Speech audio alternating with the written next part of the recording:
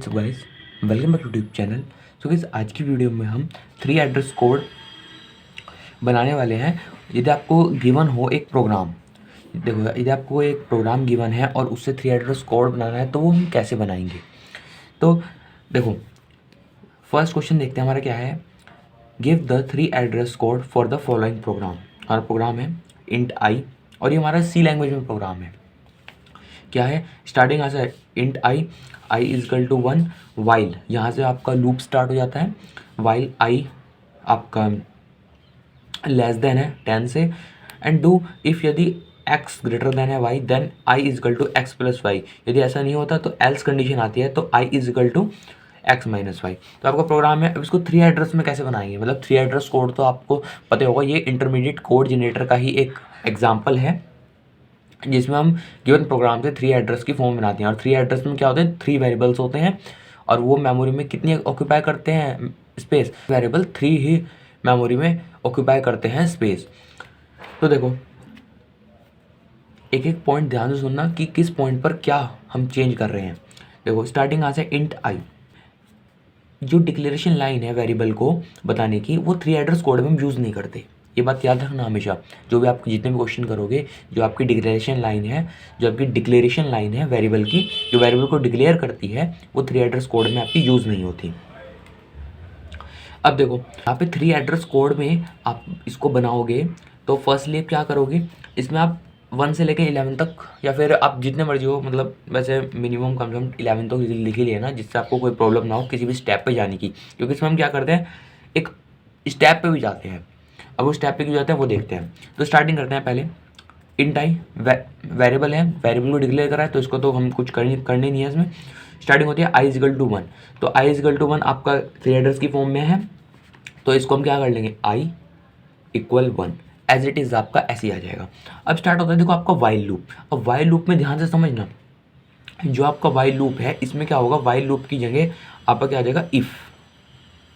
क्या आ जाएगा, इफ़। 3 एड्रेस में एक रूल है, जो जहाँ आपका कोई लूप आए तो अब आप इफ़ यूज़ कर सकते हैं उसमें। तो इफ़ और कंडीशन आपकी सेम ही रहेगी, I less than equal to 10।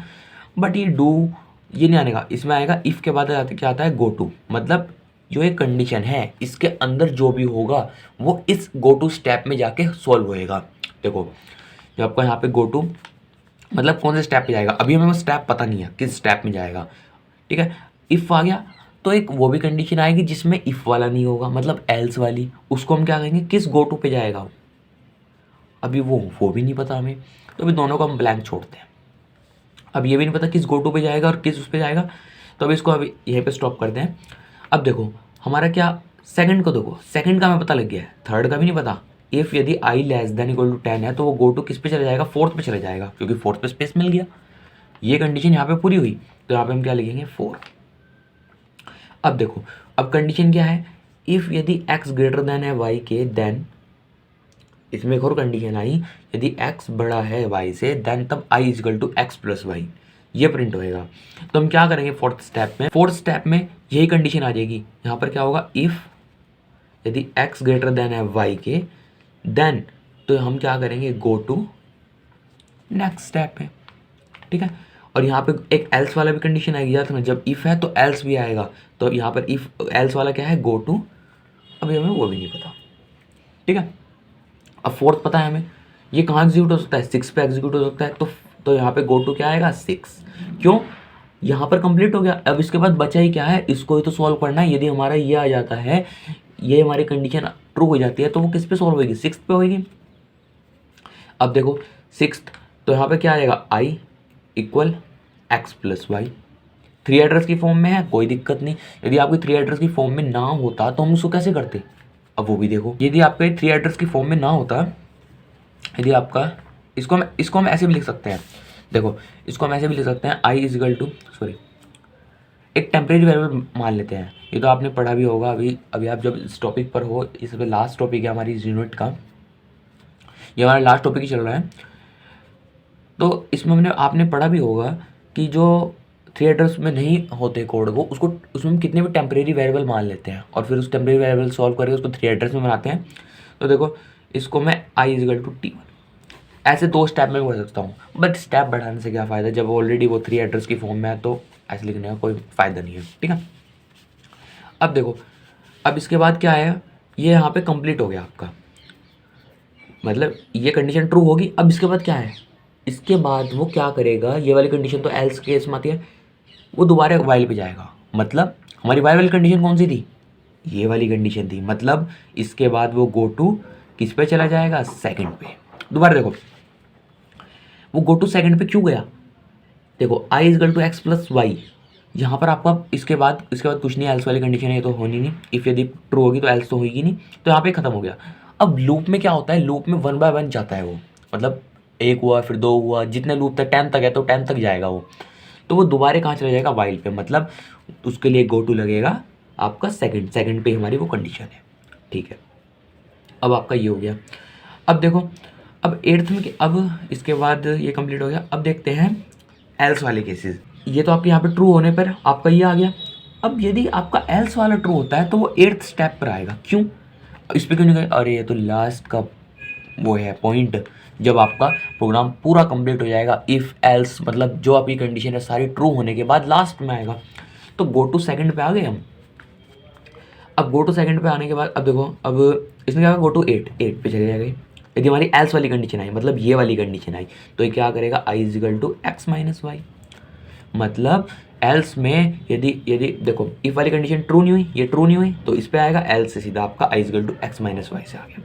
3 aiders की फॉर्म में कोई प्रॉब्लम नहीं, ठीक है। अब इसके बाद वो कहाँ जाएगा, इसके बाद वो गो टू वही सेम जैसे इसमें हुआ था, गो टू सेकंड, वो दोबारा ऊपर चला जाएगा, ठीक है। अब आपकी उस कंडीशन भी ट्रू हो गई, लूप भी खत्म हो गया। अब देखो, अब ये वाली गो टू का मतलब मैंने अभी क्या बताया आपको कि जो आपका इफ़ है इसमें आपकी जो कंडीशन वाइल वाली आई, देन फिर एक एल्स वाला केस, मतलब वाइल वाला पूरा होने के बाद एल्स वाला, तो ये किस पर आएगा, ये आपका 10 पर आएगा। और यहाँ पर 10 पे आने के बाद क्या हो जाएगा आपका स्टॉप। जब ये कंडीशन सारी पूरी होने के बाद तो ये एल्स वाले केस पे आएगा। यदि 11 आई तो ये आपका फॉल्स हो गया इफ वाली, तो देन गो टू पे आया वो, और गो टू से आपका किस पे आ गया, स्टॉप पे। तो ये आपका 3 एड्रेस की फॉर्म में बन गया। इसमें थोड़े से रूल और थोड़ी सी आपकी बेसिक कॉन्सेप्ट से आप इसको इजीली 3 एड्रेस के कोड में बना सकते हो। ये आपका 10 नंबर में आता है AQTU में।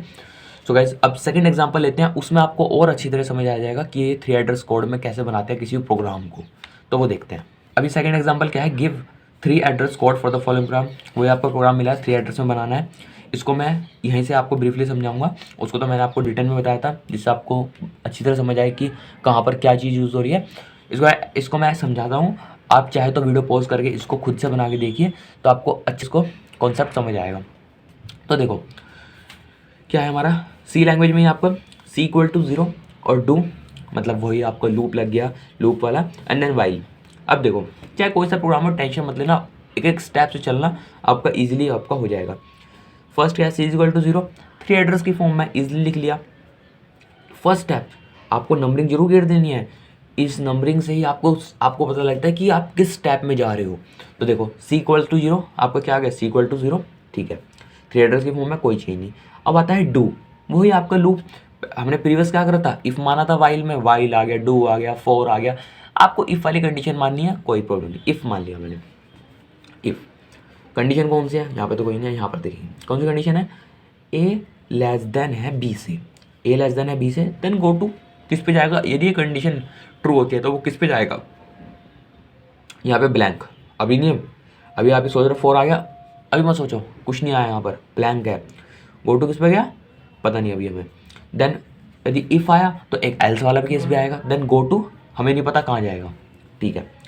इसके बाद यदि ये कंडीशन आती है तो इसके बाद हम आप पता है अभी, तो अब इसको हम करेंगे ना, इसको हम आगे सॉल्व करेंगे, तो वो किस पे आएगा, किस स्टेप पे आएगा, 4 पे आएगा, क्योंकि हमारा 4 एम्प्टी है।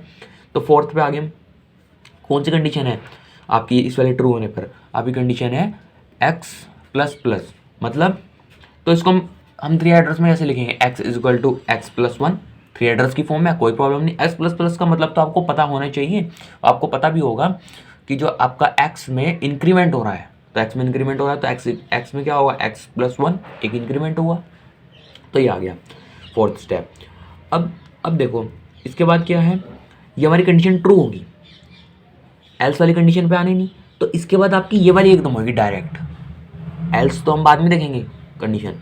इसके बाद डायरेक्ट क्या होगा, ये तो आपको क्या आ जाएगा C equal to C plus one. और जैसे ये कंप्लीट होएगा, जैसे ही ये कंप्लीट होएगा, ये क्या करेगा, नेक्स्ट गो टू पे चला जाएगा। नेक्स्ट आपके गो टू पे चला जाएगा, मतलब यहाँ पे फिनिश, जैसे यहाँ पर जैसे ऊपर वाले क्या होता है, फिनिश होने के बाद ऊपर जा रहा था, इसमें क्या होगा, फिनिश होने के बाद वो आगे जाएगा, क्योंकि आपने डू वाइल में आपने पढ़ा भी होगा। गो टू में पता नहीं कहाँ पर है, गो टू लिख दिया, ठीक है। अब देखो, अब आता है इसके बाद इफ वाला कंडीशन होगी, अब एल्स वाली भी यहाँ पर आ जाएगी। क्यों? क्योंकि इसका स्ट्रक्चर अलग है, उसमें स्ट्रक्चर अलग था जो हमने अपर एग्जाम्पल लिया। तो यहाँ पे हमें क्या एम्प्टी स्पेस मिला, 7 मिला, तो यहाँ पर हमने क्या करा, 7 ले लिया, ठीक है। अब 7 पे कौन सा आएगा, एल्स वाली कंडीशन में x equal to x minus one, decrement हो रहा है, तो x equal to x minus one, ठीक है। अब इसके बाद आपका ओवरऑल इफ और एल्स कंडीशन के बाद दोनों के साथ आपको क्या चलेगा, c प्लस प्लस, तो यहाँ पे c equal to C plus one, तो c वेरिएबल में इंक्रीमेंट हो जाएगा। देन फिर गो टू, हमें इसके बाद वो किस पे जाएगा, नेक्स्ट आगे स्टेप पे जाएगा, क्योंकि वाइल आ गया है तो गो टू यहाँ पर। अब इसको भी नहीं पता हमें, ना इसका पता हमें, अभी हमें ना तो 6th का पता है, ना ही हमें 9th वाले पॉइंट का पता है। अब देखो, इसके बाद हमारे पास एक और कंडीशन है, कौन सी है, वाइल c आपका लेस देन है 5 से, ठीक है। अब वही कंडीशन लगा दो, इफ यदि c लेस देन है 5 then go to, if c less than है 5 देन गो टू। हमें नहीं पता अभी कहाँ पर जाना है, ठीक है। अब देखो, अब इसके बाद हम देखेंगे लेस देन 5 है, ठीक है। इसके बाद वो कहाँ पर जाएगा, अब वो जाएगा यहाँ पर, अब वो जाएगा, इसके बाद कहाँ पर अब हम देखेंगे वो कहाँ पर जा सकता है, ऊपर ही जाएगा वो। और स्टार्ट कहाँ से हुआ है, यहाँ से ए बी से, तो गो टू जाएगा 2 पे, ठीक है, हो गया। अब इसके बाद इफ़ आया तो एल्स वाली कंडीशन भी आएगी, देन आपका यहाँ पर क्या आया, गो टू हमें नहीं पता कहाँ पर है, कोई मत टेंशन मत लेना, अभी हमारे 6th भी पढ़ा है, 9th भी पढ़ा है, हमें नहीं पता कि कहाँ पर आएगा। देन 11th पे हम क्या करेंगे, अब आप देख रहे होंगे सारी कंडीशन मैंने फुलफिल कर दी हैं, तो लास्ट क्या आएगा 12, यहाँ पर क्या होगा, स्टॉप, ठीक है। अब देखो, अब इसमें हम वैल्यू कौन सी गिरेंगे, इन दोनों में हम वैल्यू 10 वाली गिरेंगे। अब 10 वाली क्यों गिरेंगे, वो देखो किस पे जा रहा है, वो वाइल पे जा रहा है, इसके बाद किस पे जाएगा, वाइल पे जाएगा। देन यहाँ पर क्या आएगा, गो टू 10 जो कि कंप्लीट होने के बाद किस पे जाएगा, वाइल से, फिर वो वाइल को कंप्लीट होने के बाद वो किस पे जाएगा, ऊपर डू पे। तो गाइस, जिसको ये समझ नहीं आया, वीडियो को पॉज करके दोबारा से देखना, खुद से भी ट्राई करना, तो आपको इजीली समझ आ जाएगा कि आपका टॉपिक कंप्लीट होता है। अदर वीडियो में हम more about translation, 1D array, 2D array, ये सारे आप देखने वाले हैं। तो गाइस, मिलते हैं फिर नेक्स्ट वीडियो में, तब तक के लिए बाय बाय।